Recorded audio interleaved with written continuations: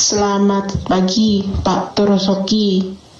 Anda selalu bilang bahwa Isa Al-Masih itu adalah Tuhan.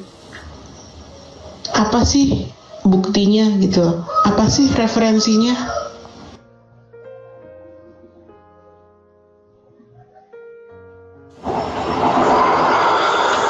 Oke, terima kasih Bu. Baru saya buka WA, baru saya akan balas.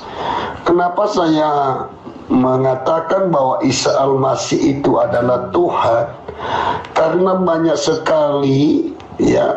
sekali dalilnya yang menguatkan bahwa ia adalah Tuhan. Hanya Isa Al-Masih tidak mengaku, akulah Tuhan, sembahlah aku. Tetapi dengan kita gabungkan bagaimana Allah dengan Isa Al-Masih itu, itu sama.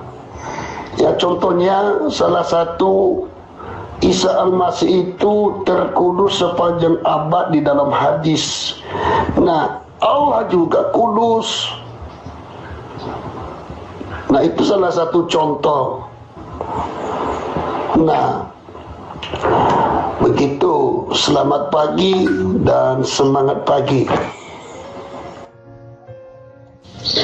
Di hadis yang mana? Coba tunjukkan hadisnya. Terus kakek paham nggak makna kudus itu apa? Kudus itu kan suci, ya. Dan manusia suci itu bukan hanya Yesus. Nabi-nabi itu suci karena apa? Karena mereka maksum, terjaga dari perbuatan yang maksiat. Makanya mereka disebut orang-orang suci, karena mereka terjaga dari maksiat. Jadi kalau bawa hadis itu hadis yang mana, coba tunjukkan. Kalau bawa ayat Al-Quran, ayat yang mana, coba tunjukkan. Nah, Bapak bilang banyak sekali dalilnya, meskipun Yesus tidak mengatakan dirinya Tuhan loh. Yang namanya Tuhan itu pasti menyatakan dirinya, memperkenalkan dirinya, mendeklarkan dirinya, memproklamirkan dirinya bahwa dirinya adalah Tuhan semesta alam. Contohnya Tuhannya Musa dalam Keluaran pasal 20. Akulah Tuhan Allahmu. Kemudian yang ada di dalam Al-Quran surah Toha ayat 14, di situ juga Allah mendeklarkan dirinya. Allah memproklamirkan dirinya, ini loh aku Tuhan, Tuhan semesta alam. Sholatlah untuk mengingat aku. Kan seperti itu. Kalau tidak mengaku Tuhan kok dituhankan, gimana sih? Sedangkan Yesus sendiri selalu mengaku dirinya hanya utusan Tuhan. Sama seperti nabi-nabi yang lain, predikatnya hanya seorang utusan Tuhan. Kalau memang banyak di dalam Bible, mana dalilnya mana? Ya, coba buka dalam hadis 1439. Nah, itu menurut Anda karena Anda tidak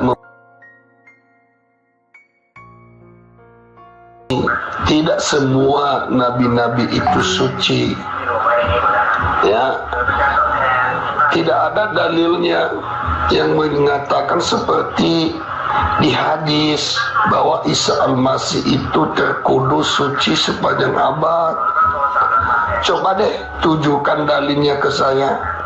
Ada enggak seperti itu? Makanya Anda harus ubah dikma Anda. Ya, jangan Anda mempertahankan yang tidak punya dalil. It's okay, tunjukkan dalilnya ke saya. Semua nabi itu diberi sifat maksum. Maksum itu orang yang terhindar dari perbuatan tercela, orang yang terhindar dari kemaksiatan. Masa iya Allah mengutus seorang nabi dengan sifat-sifat yang buruk? Tidak mungkin. Karena apa? Namanya utusan Allah pasti ya memiliki sifat yang terpuji karena dia membawa risalah Tuhan. Dia membawa ajaran-ajaran yang benar dari Tuhan. Jadi masa iya orang yang sudah dipercaya oleh Allah sebagai pembawa ajaran yang benar kok perilakunya tidak benar? Begitu loh, kayak kudus itu kan suci, nggak cuma sebutan untuk manusia. Bahkan kota pun ada kota kudus kan gitu, kota suci, Makkatul Mukarramah gitu kan, bait suci, kota suci. Isa Al-Masih kudus, iya Isa Al-Masih kudus. Tapi apakah Yesus di dalam Bibelmu itu kudus? Apakah Bibel menceritakan tentang Yesus itu memiliki watak yang kudus? Isa Al-Masih adalah Tuhan. Dinda tidak perlu mempamerkan dirinya kepada umat, kepada manusia. Di dalam diri Isa Al-Masih kita tahu dia memang benar-benar Isa Al-Masih, Tuhan yang menjadi rupa manusia yang disebut Isa Al-Masih. Kita tahu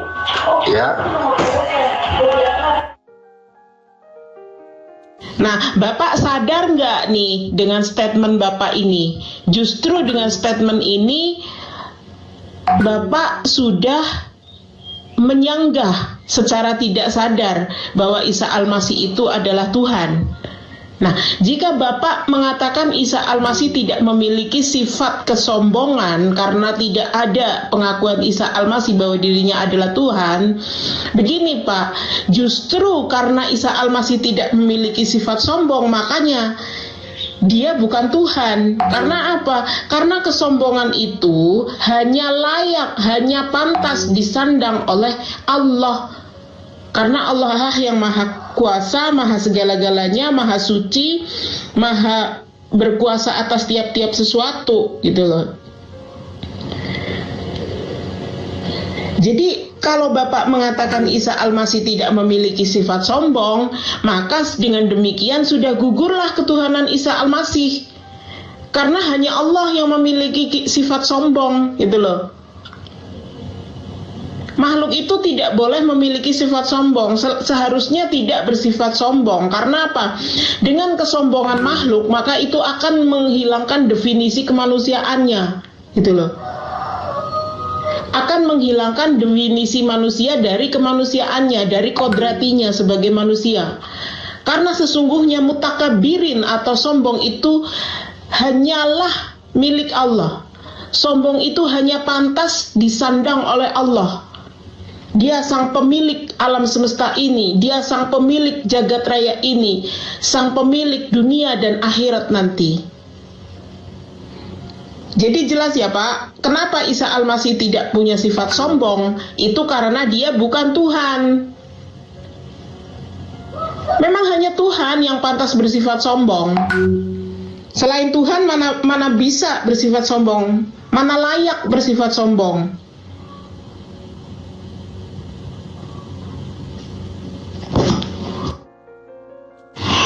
Nabi-nabi di dalam Bible ini benar-benar difitnah, dilecehkan, didiskreditkan sedemikian rupa, gitu kan, secara ekstrim ya kan.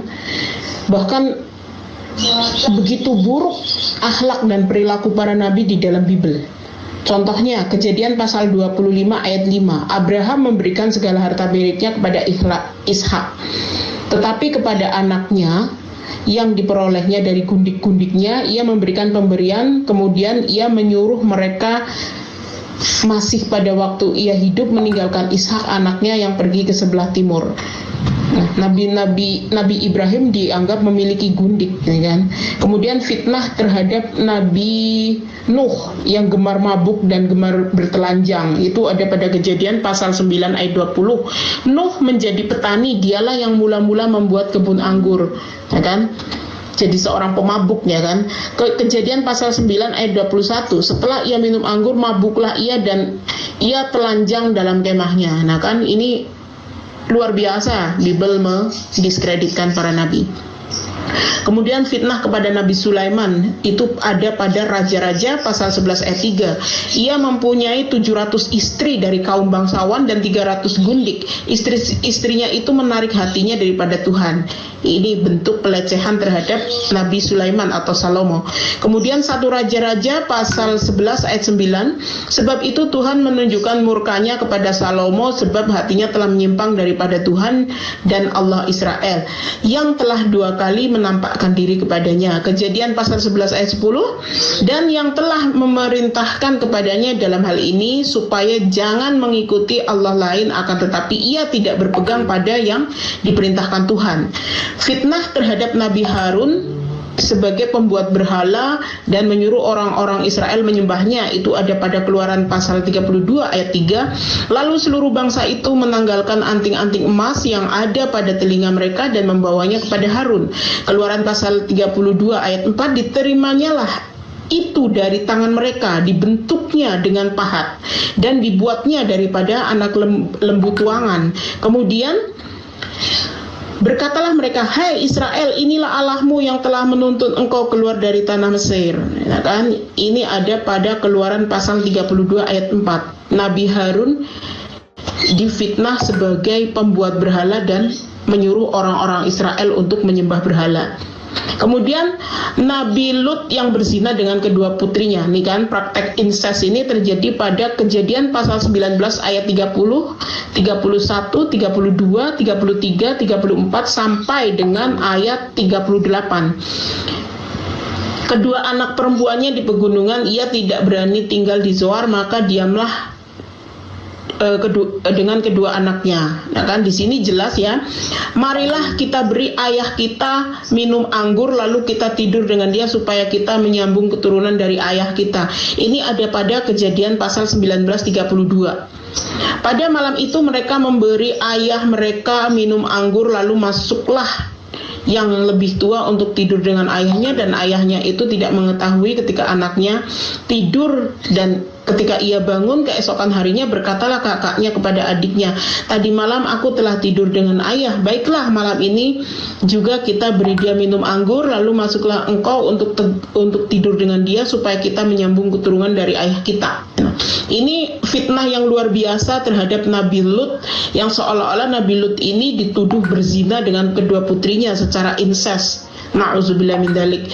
Jahat sekali ya para penulis Bible ini.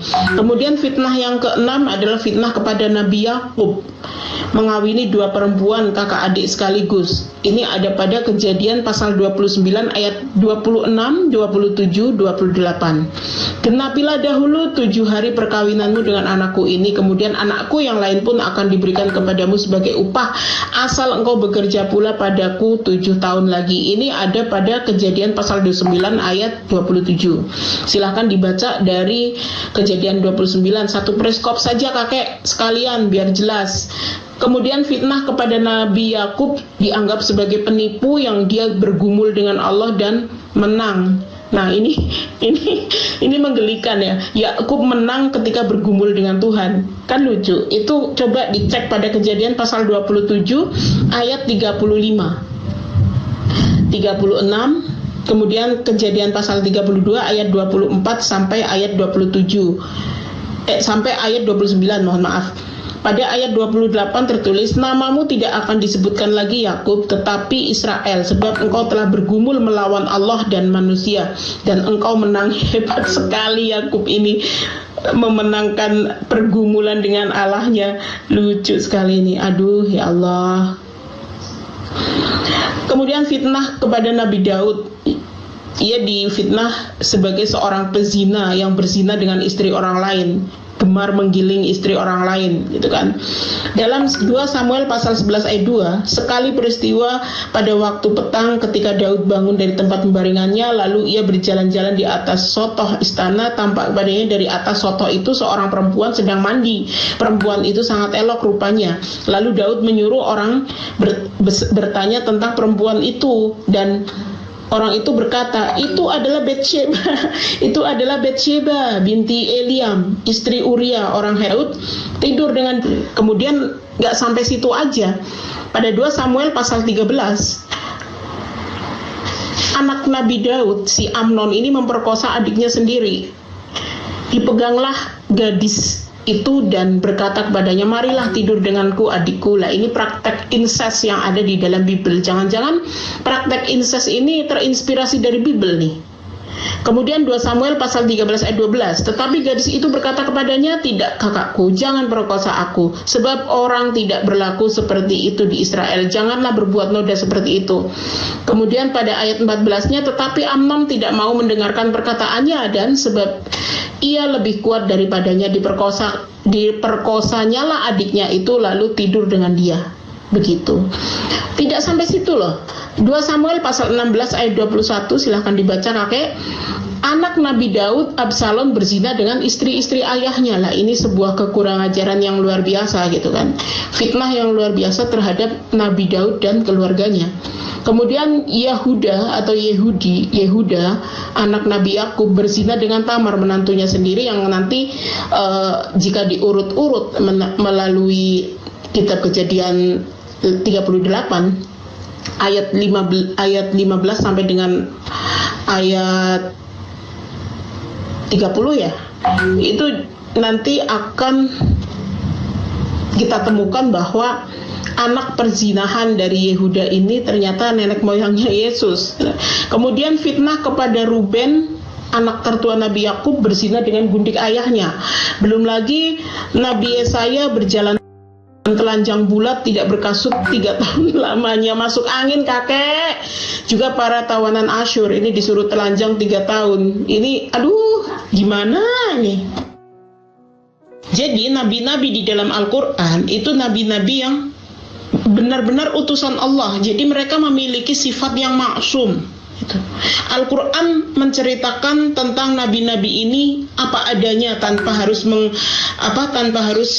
menambah-nambahi. Waduh, nggak ada suaranya. Tadi saya ngomong, cuma nggak saya buka mute-nya. Maaf ya. Jadi tadi saya bicarakan tentang kengerian apa yang tertulis di dalam Bible, ya. Itu terdapat di dalam 2 Samuel 12 ayat 11-12 ya. Itu betul-betul perbuatan menurut saya yang sangat menjijikkan sekali. Karena apa? Karena Tuhan akan mengadakan adegan porno di tempat umum.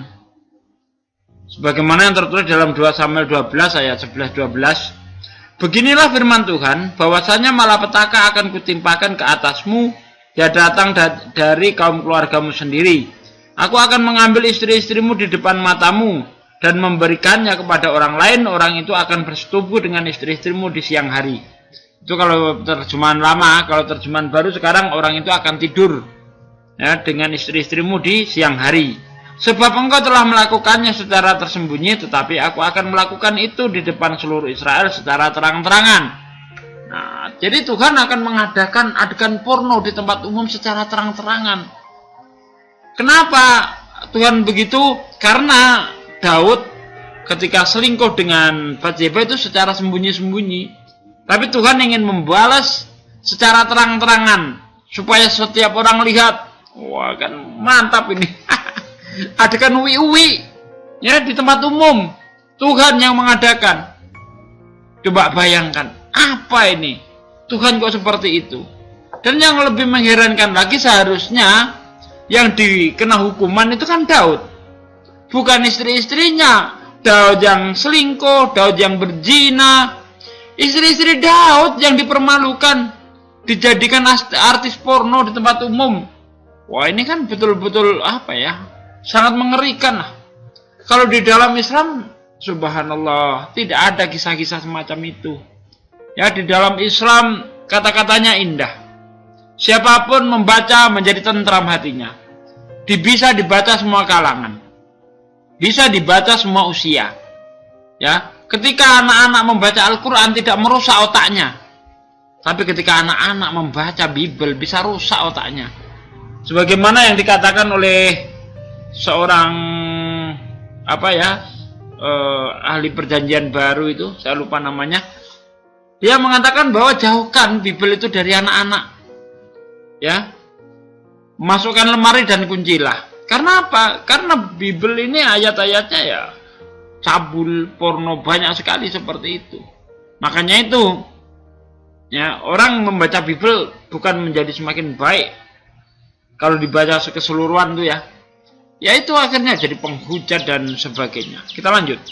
Mendiskreditkan atau menghinakan mereka sebagaimana yang ada di dalam Bible. Para penulis Bible ini gemar sekali menghina nabi-nabi, mencela nabi-nabi, mendiskreditkan, seolah-olah mereka ini adalah orang-orang yang gemar bermaksiat kepada Allah, orang-orang yang gemar berzina, orang-orang yang bejat. Nggak mungkin lah Tuhan ini mengirimkan utusan-utusan yang bejat, itu tidak mungkin. Logikanya kan seperti itu. Bisa nggak sih Bapak ini berpikir lebih sehat gitu loh? Tidak mungkin utusan Allah itu kok orang-orang yang bejat gitu, ya kan? Karena di dalam Islam, di dalam Al-Quran khususnya, nabi-nabi itu semua dimuliakan. Kenapa? Karena nabi itu jelas utusan Allah. Kami mengimani itu sebagai salah satu dari rukun iman. Amantu billahi wal malaikatihi wa kutubihi wa rusulihi, nah kan, wal yaumil akhir. Itu artinya jadi mengimani para nabi, mengimani bahwa mereka ini benar-benar utusan Allah, itu salah satu dari rukun iman kami sebagai muslim. Selain kita tidak boleh menghina nabi-nabi, tidak boleh melecehkan nabi-nabi, kita juga tidak boleh membeda-bedakan mereka. Karena mereka sama-sama utusan Allah, mereka sama-sama orang-orang pilihan Allah. Dalilnya jelas Quran surah Al-Baqarah ayat 285. Bismillahirrahmanirrahim. Amana rasulu bima unzila ilaihi min rabbihi wal mu'minun. Kullun amana billahi wal malaikatihi wa kutubihi wa rusulihi. La nufarriqu baina ahadin min rusulihi. Wa qalu sami'na wa ata'na ghufranaka rabbana wa ilaikal masir. Rasul Muhammad beriman kepada apa yang diturunkan kepadanya, yakni Al-Quran dari Tuhannya. Demikian pula orang-orang yang beriman, semua beriman kepada Allah, malaikat-malaikatnya, kitab-kitabnya, dan rasul-rasulnya. Mereka berkata, kami tidak membeda-bedakan seorang pun dari rasul-rasul Allah. Dan mereka berkata, kami dengar dan kami taat. Ampunilah kami ya Allah, dan kepadamu tempat kami kembali. Sami'na wa ata'na. Kami dengar dan kami taat, kami patuhi. Gitu. Jadi seorang muslim ini menghormati, memuliakan semua nabi. Karena nabi itu pasti maksum. Apa sih maksum itu? Maksum itu adalah sifat-sifat para nabi, ya kan? Maksum itu adalah sifat nabi, yakni sifat terhindar dari segala kejahatan, maksudnya dari segala perilaku jahat, perilaku buruk, perilaku tercela, dari segala kemaksiatan. Itu yang disebut maksum. Jadi itu salah satu sifat nabi, sifat para utusan Allah. Jadi tidak mungkin Al-Quran ini menghinakan para nabi, karena di dalam konsep keislaman jelas sekali bahwa para nabi ini memang maksum.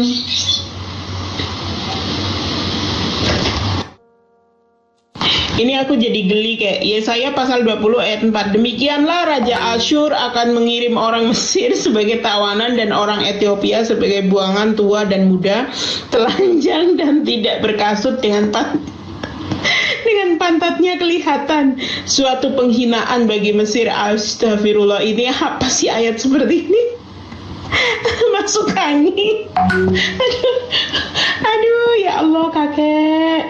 Nabi maupun imam berlaku fasik di rumahku pun juga aku mendapati kejahatan mereka. Demikianlah firman Tuhan. Yeremia pasal 23 ayat 12. Sebab itu jalan mereka akan seperti jalan-jalan yang licin bagi mereka. Di dalam gelap mereka akan terserandung dan akan jatuh di sana. Sebab aku akan mendatangkan malapetaka atas mereka dan tahun waktu mereka dihukum. Demikianlah firman Tuhan. Ya ampun. Imam dan para nabi ini dianggap orang-orang yang fasik. Kemudian segala nabi Samaria penyesat umat. Jadi kita lihat pada Yeremia pasal 23 ayat 13, di kalangan para nabi Samaria aku melihat ada yang kurang pantas, mereka berbuat demi Baal dan menyesatkan umatku Israel. Fitnah yang selanjutnya adalah segala nabi Yerusalem berbuat zina. Yeremia pasal 23 ayat 14, tetapi di kalangan para nabi Yerusalem aku melihat ada yang mengerikan maksud saya. Mereka berzinah dan berkelakuan tidak jujur. Yeremia pasal 23 ayat 15, sebab beginilah firman Tuhan semesta alam mengenai para nabi itu, sesungguhnya aku akan memberi mereka makan ipuh dan minum racun, sebab dari para nabi Yerusalem telah meluas kefasikan ke seluruh negeri. Itu kan jahat banget para penulis Bible ini ketika melecehkan, mendiskreditkan para nabi. Belum lagi fitnah nabi-nabi yang berbuat dusta, itu pada Yeremia pasal 23 ayat 30, 32. Kemudian fitnah segala nabi Israel itu bebal, itu ya Yehezkiel pasal 13 ayat 3, Yehezkiel pasal 13 ayat 4. Celakalah nabi-nabi yang bebal, yang mengikuti bisikan hatinya sendiri. Kemudian Yehezkiel pasal 13 ayat 4, seperti anjing hutan di tengah-tengah reruntuhan, begitulah nabi-nabimu, hai Israel. Aduh, jahatnya ini nabi-nabi Israel ini seperti anjing hutan katanya. Aduh, jahat banget sih pena palsu para penyurat ini ketika membuatnya menjadi dusta. Yeremia pasal 8 ayat 8, jangan kamu menganggap kami ini bijaksana dan memiliki Taurat Tuhan, sesungguhnya pena palsu para penyurat telah mengubahnya menjadi dusta, ya kan? Makanya di dalam Bible itu banyak sekali melecehkan, mendiskreditkan, menghinakan para nabi, menistakan para nabi. Ini sangat berbanding terbalik dengan apa yang ada di dalam Al-Quran. Tadi yang saya sebutkan ayatnya di atas, Quran surah Al-Baqarah 182 ya tadi itu, bahwa kami ini memuliakan semua nabi, jangankan menghinakan, membeda-bedakannya pun kami tidak boleh. Itu ayatnya sudah saya bacakan tadi di atas, Quran surah Al-Baqarah ayat 182 ya tadi.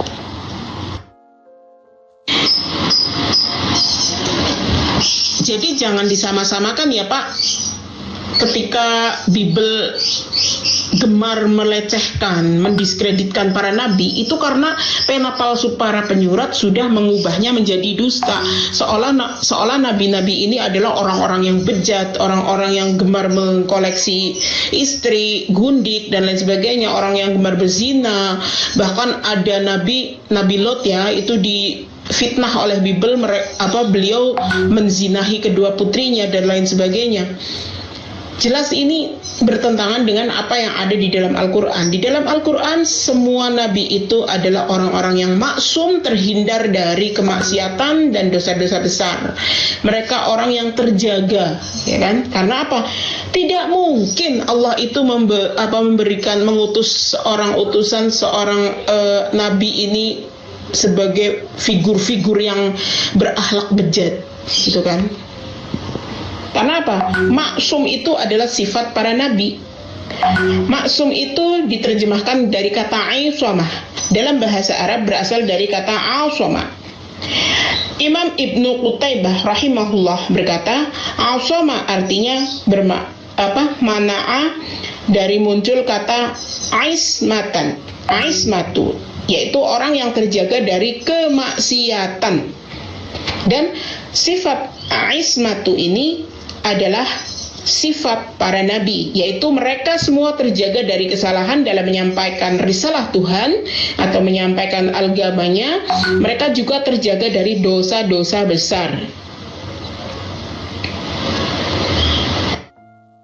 Kalau kakek punya pandangan bahwa di dalam pemahaman kakek, nabi-nabi itu punya cacat celah dan bermaksiat kepada Allah, itu karena apa? Karena di literatur Bible kakek banyak mendiskreditkan para nabi. Para penulis-penulis Bible ini banyak melecehkan nabi-nabi. Makanya kakek punya pemahaman seperti itu ya wajar. Berbeda dengan Al-Quran. Al-Quran ini memuliakan para nabi. Tidak ada nabi yang dilecehkan di dalam Al-Quran. Karena apa? Kenapa? Di dalam Al-Quran justru kami dilarang untuk membeda-bedakan para utusan Allah, karena mereka sama-sama membawa risalah Tuhannya untuk disampaikan kepada umatnya masing-masing. Mereka adalah manusia-manusia pilihan yang maksum.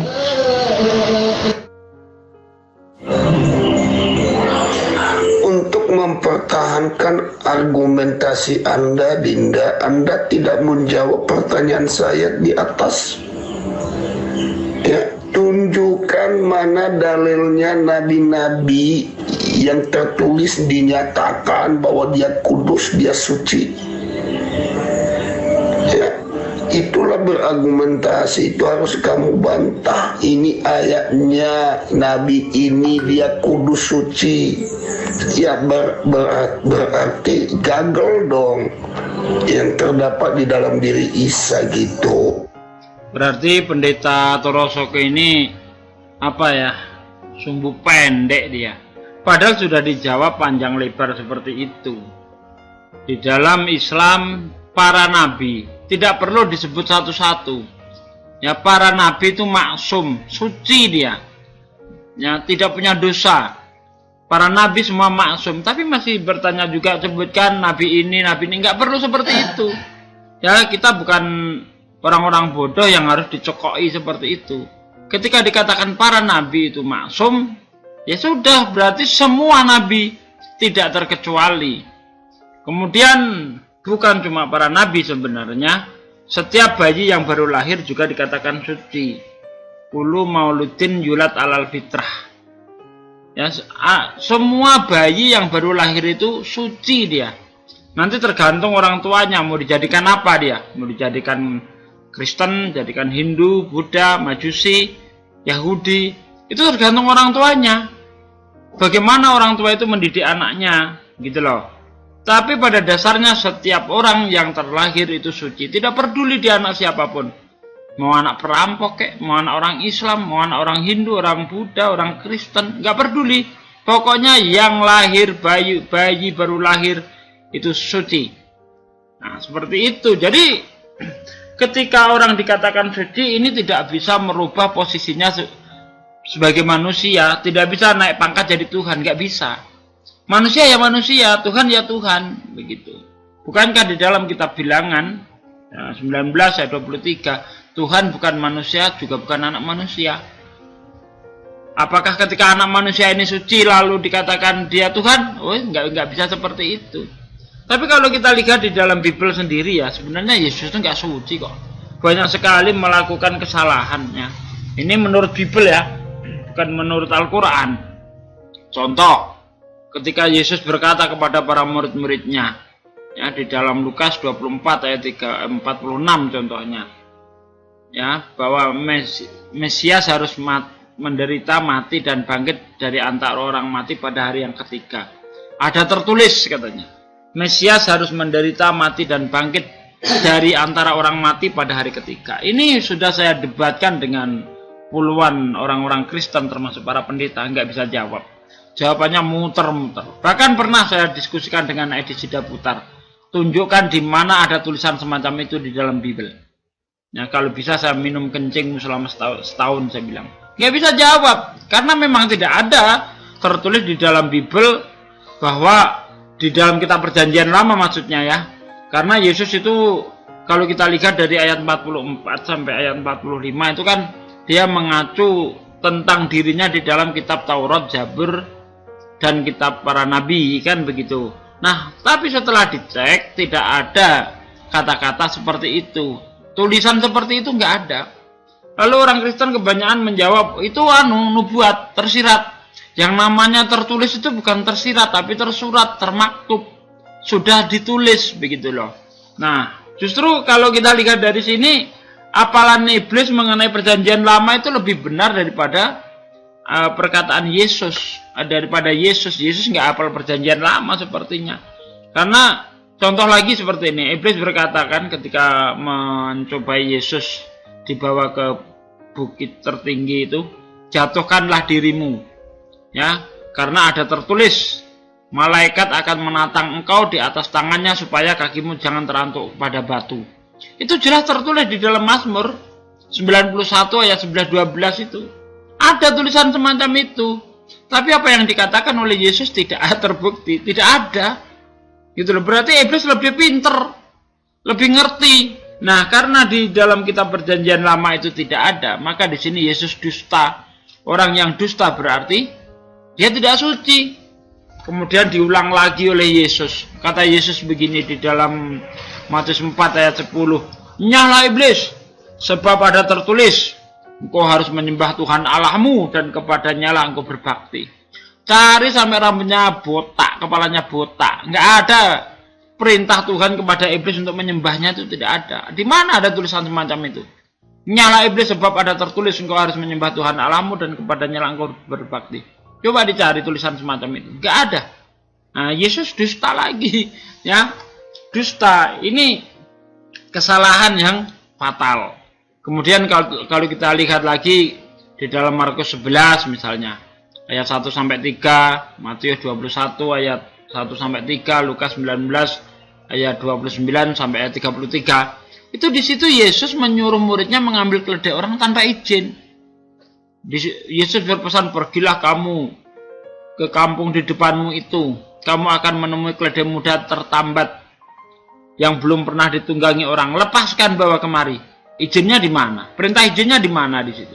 Nggak ada. Langsung disuruh lepaskan, bawa kemari. Berarti Yesus nyuruh nyolong di situ. Nah, apakah ini bukan perbuatan yang jahat, perbuatan dosa, nyuruh maling? Kata orang Kristen, kan ada yang punya. Yang dipermasalahkan bukan ada yang punya atau tidak, perintahnya itu, perintah Yesus. Bukan setelah kelanjutannya nanti kalau ada orang katakan Tuhan sedang membutuhkan akan segera dikembalikan.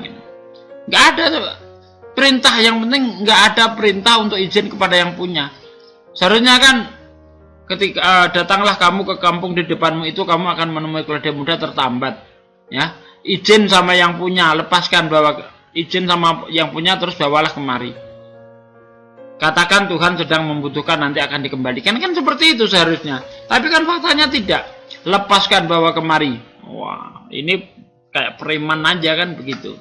Kemudian kalau kita cari ayatnya di kisah itu ya, di kisah selanjutnya, tidak ada keledai itu dikembalikan, nggak ada. Gimana sih? Ya.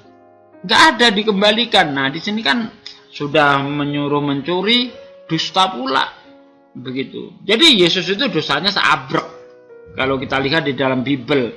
Contoh lagi, Yesus memetik gandum ya pada hari Sabat. Itu gandum siapa diambil itu?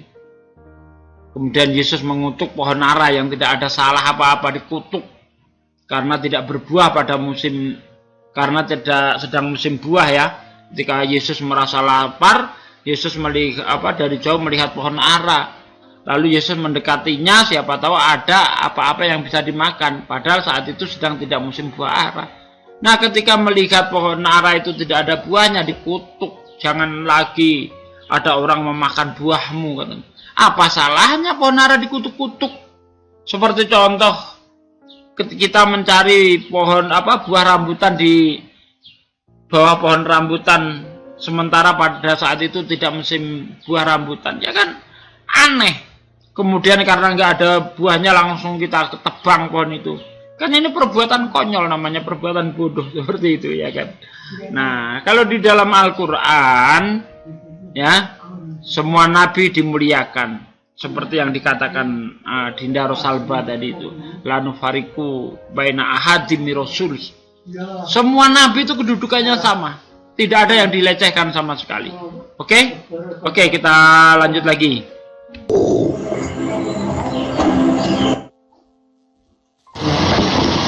Kata siapa Yesus itu suci? Silahkan lihat Matius pasal 21, pasal ayat 18 dan 19. Yesus tidak maha tahu dan Yesus itu arogan, gemar merusak lingkungan hidup. Pada Matius pasal 21 ayat 18, Yesus ini kelaparan. Lalu dia melihat pohon ara dan ternyata pohon ara ini tidak berbuah. Yesus tidak maha tahu kan? Artinya dia bukan Tuhan. Dia tidak maha tahu bahwa pohon ara saat itu sedang tidak musim buah, tidak musim berbuah. Ini sama sekali tidak menunjukkan bahwa Yesus ini orang yang berakhlak gitu kan. Orang dia yang tidak maha tahu malah dia mengutuki pohon ara sampai kering.